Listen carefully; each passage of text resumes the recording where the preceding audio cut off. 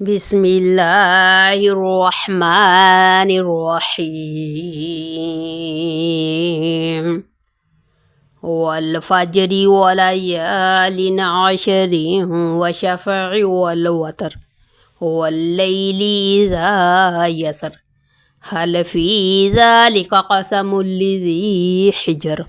ألم تر كيف فعل ربك بعاد إرم ذات العماد التي لم يخلق مثلها في البلاد وثمود الذين جابوا الصخر بالواد وفرعون ذي الأوتاد الذين طغوا في البلاد فأكثروا فيها الفساد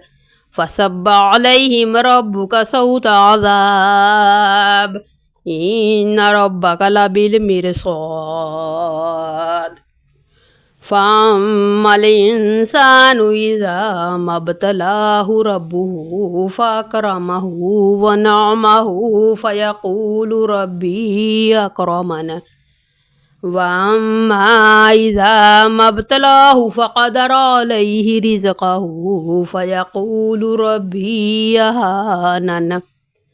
كلا بل لا تكرمون اليتيم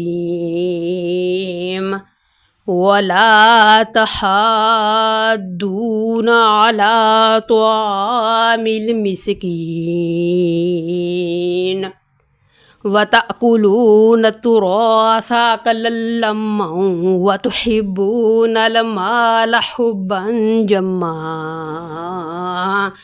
كلا إذا دكت الأرض دكا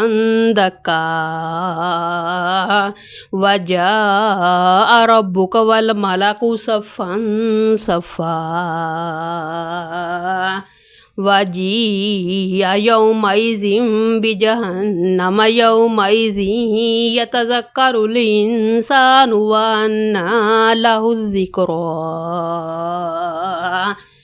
يقول يا ليتني قدمت لحياتي فيومئذ لا يعذب عذابه أحد ولا يوثق وثاقه أحد يا أيتها النفس المطمئنة ارجعي إلى ربك راضية مرضية فادخلي في عبادي وادخلي جنتي.